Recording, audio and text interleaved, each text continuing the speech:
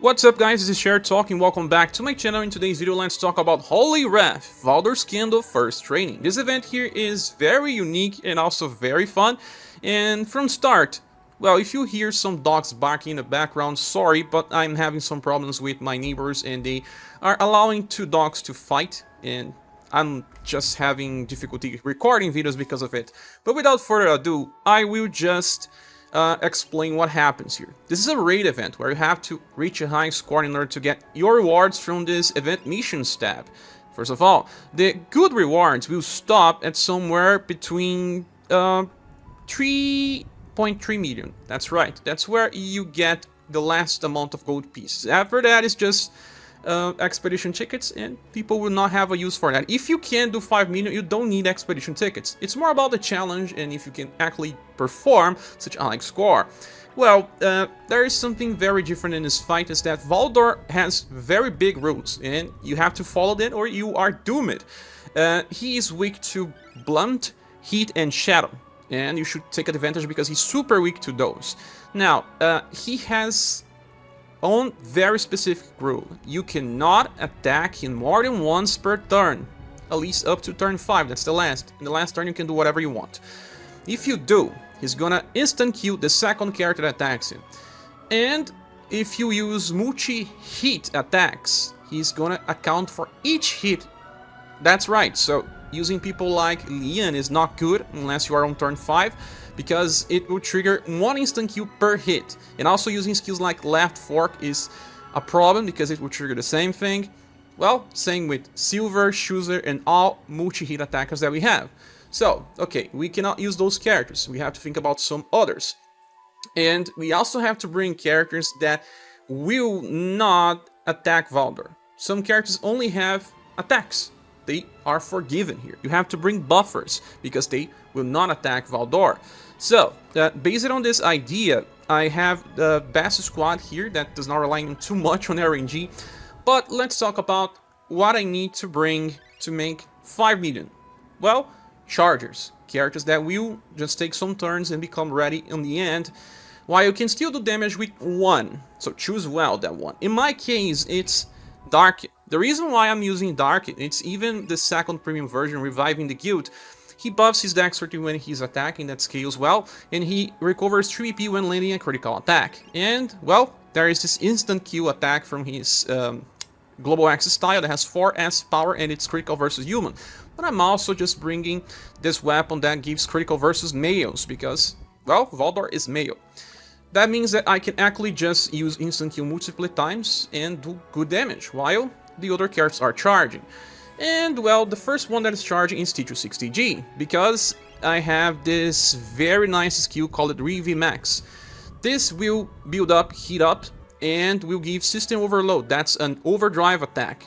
So, you need to use Rev Max 5 times, and then when you reach turn 5, you can unleash, but you still need to be on overdrive. So, that's why we have Witch's Daughter here. She will be needed to just allow people to reach overdrive and give VP with Festival Foot. You also need to use this at least once on Leon so that he has enough VP to use his nuke attack, or else he will fail. The other character here is Cindy, because Cindy will increase dexterity, morale up, and secret technique for guns. So it will scale a lot of the damage from Leon and from T260G. Why am I not using the latest version of Leon? Because he will actually charge so much that by turn 4 he will have to attack, and I don't want him to attack on turn 4, hence why I had to bring the first Leon. Well, with all that said, let's go. Okay, so now we should just charge with Leon and with T260G. With the first Rev Max, then with Revolver. Darque will start with Shadow Lunge, then Cindy will use Weapon Box, and I will give Festival Foot to Cindy first, because actually she may miss BP in order to buff the squad. So let's do this right now. That's right. And I'm also using the weak attack with Darque first, because he will save VP to not run out later.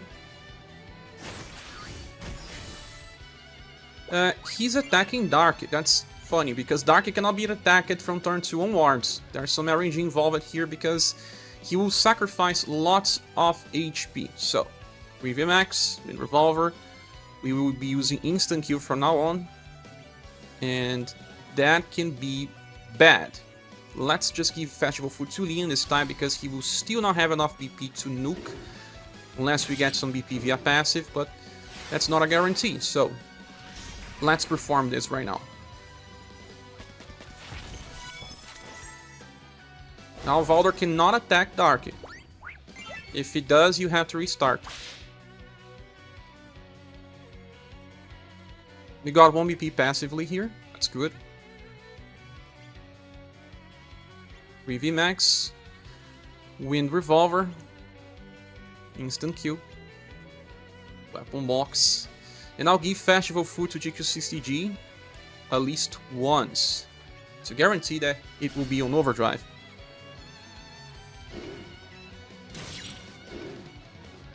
$560,000 damage with Darque. That's a very good damage output. Now he just needs to survive this turn and the next one. Now Leon is totally going to get into overdrive.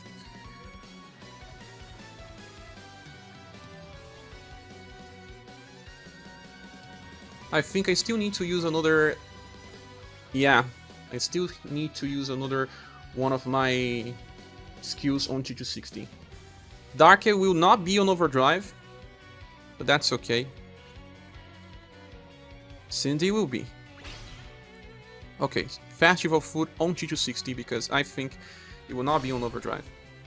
G60G is the only one that really needs to be on overdrive, because it relies on the additional attacks to be on overdrive. It's still not on overdrive. It's not, but it will be now. That's good. Right? We did 1.8 million just with Darque.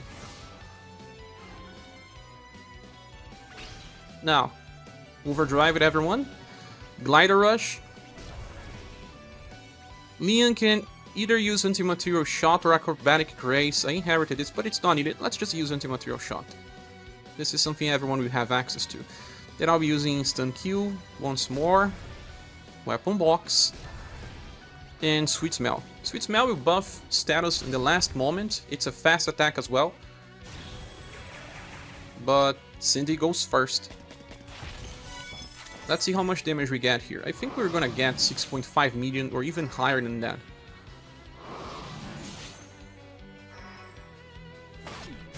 Nice that Leon went first. That will be buff endurance. So G260G will do a little more damage as well.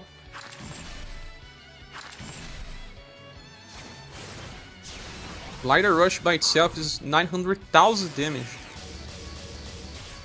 Each follow up. Whoa, we already broke 5 million. Yes. Look at the damage. You're gonna break 7 million. 7.6 million. That's my record. And now everyone is dead because Valdor does not like getting spanked. Especially with multi-hit attacks. But that's good enough. We just finished with higher than 5 million. That completes all the achievements. Right? New record. The second strategy is very similar but uses different units. The ones that I keep is Leon and Witch's Daughter, but I bring Muse as well on the agility position from Rainbow Rangers. Witch's Daughter is on the love position, and Leon is on the dexterity position. The newcomers here are Saruin, well, he's on the STR position, and I'm using the Remembrance Weapon because, well, it's doing more damage, but you can also use the Forged Weapon. Well, this one will not be using his skill number 2, he's just a normal damage dealer with Immortality, Evil Grudge, and Sword of Sorrow Inherited. If you do not have this, just switch between Evil Grudge and Immortality.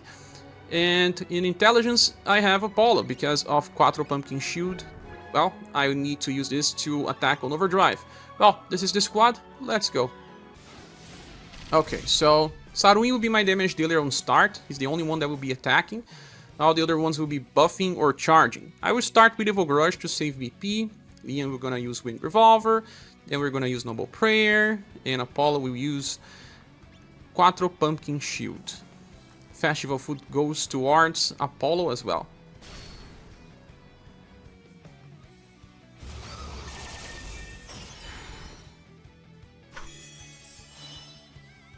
This does not buff dexterity, so Leon's not getting a benefit, but it doesn't really matter.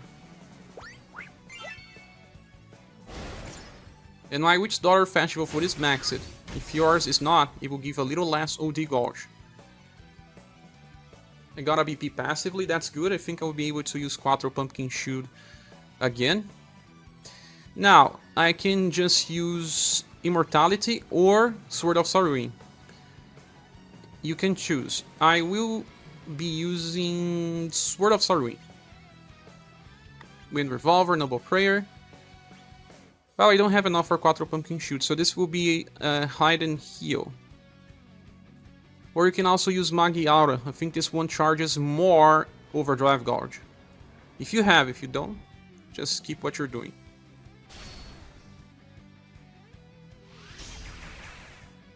We got a combo.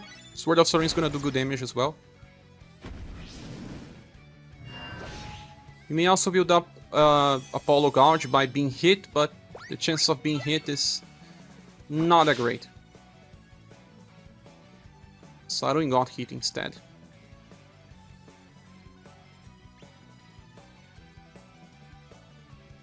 Now, I can use Immortality if I want. That's what I'll be doing. Wind Revolver, Noble Prayer. Quattro Pumpkin Shield. And I'll give Festival Food for Saruin. Since we are getting BP passively, I don't need to give BP to Leon. He will have enough to nuke. We got a combo, so Immortality will do even more damage now.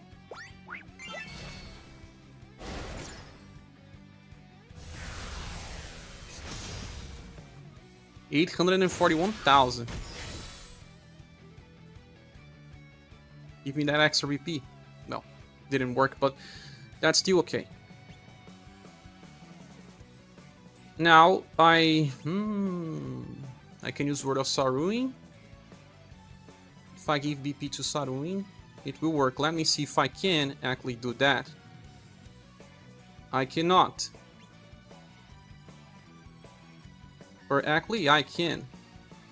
Yes. I will use this, Wind Revolver, Noble Prayer. I'll use Magi Aura just to reach Overdrive. And I'll give BP to Saruin. That will lead me to Overdrive with him. But I will lose one chase with my Apollo. But in the trade of getting Saruin to Overdrive, that will increase his damage output as well. Sadly, Leon is not in Overdrive. That's right.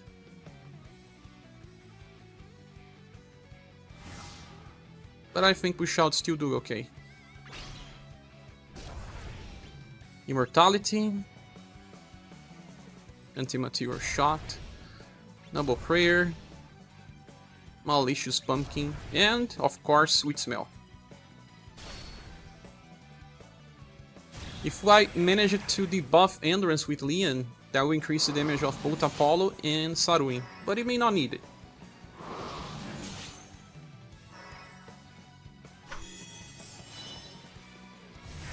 Immortality, how much? 1 million. So, 2, 3. That's right, now it's just Leon. And we already broke 5 million. So, pay attention to your Apollo if you have him. And that should work for you too. I could have just actually gave him to Apollo instead of Saruin, but Saruin on Overdrive also did so much damage that it was not a loss. We still did more than 5 million.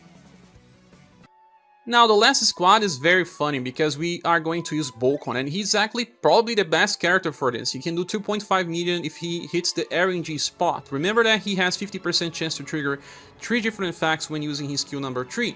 Well, getting BP, increasing his damage output, and also self-healing. We don't care about self-healing, but we care about that blunt damage increase, we care about that 7 BP gain, and we also care about that 10 BP gain that he also has 25% chance to trigger. So you have to restart the fight till you get a good RNG. I'm using a perfect prismatic weapon, and his status are also capped with fully promotion and everything. So I also have Silver. Silver works well because she can use Dragon Force and then Exhale if you have her Summer style. That will increase her damage output. She can do 1 million by herself. Another good character to use here is the latest Red, because he has that 10% damage increase to the party. He can also use this Feeling Street Food where he gets heat up. You can use this 4 times and he will not be attacking. And then I have 2 buffers. I have Matriarch latest style because she has a higher agility, and she also has SaGa Balloon Sanctuary to increase damage on the last turn. And Muse, because Muse is just very good and she buffs lots of good status here. I brought Pean of Victory with Matriarch because this will buff my martial artists in the best way possible. This is run number 4. Like I said, I need to restart this because Bokhohn is all about RNG.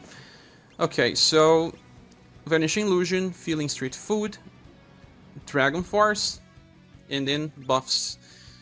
I didn't say anything about Red Nuke, but you can use any of his best attacks like Punishing Combo Plus, Raksha Plus, Kaiser Double Impact. Damage is very similar between all of them, so whatever works. But you should just be charging the first 4 turns. Muse got hit. We got 7 BP, but it didn't get that blunt damage increase. It's okay, at least we can nuke again. As long as we can nuke again, you don't need to restart. Even if you think you can get a higher score, well, it will be impossible to reach the perfect RNG. I mean, not impossible, but will you have the patience? I don't think I will. As long as I do 5 million, I'm happy. To be honest, you don't even need 5 million. 3.3 million gives you all the good rewards. Don't force yourself too much. Here, we didn't get anything, but we got 10 BP. 2 times and he didn't trigger that blunt damage increase.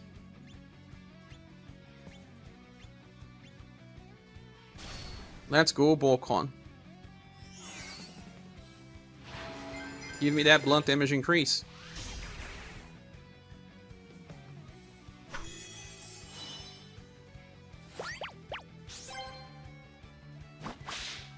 Attacking metric. Blunt attack increase 7 BP. That's nice, guys. We can nuke again, but now he needs to get more BP in order for us to attack in the last turn. Do it, Bokhohn. It's the last time. Either 10 BP or 7, but just do it. Even if you don't trigger that blunt damage increase, I'll be happy.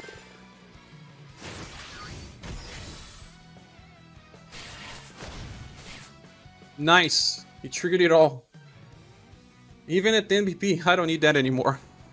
So 2 million already. He's gonna do at least 500,000. And he cannot reach overdrive by himself. The good thing is that, well, Punishing Combo Plus. Muse got to overdrive. She's gonna buff before people attack. And now, see a Holding Dragon Kick. I will be using SaGa Balloon Sanctuary instead of Pean of Victory because she may not attack before everyone else, and this is fast at least.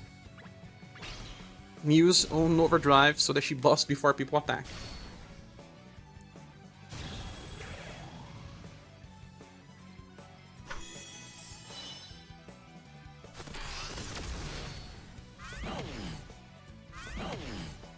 He actually did how much? 600,000? That's not that great. Silver will do much more.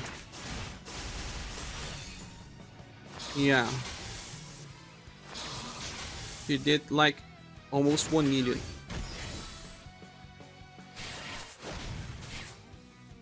Oh god, we got pretty close to 5 million, but we didn't do it this time.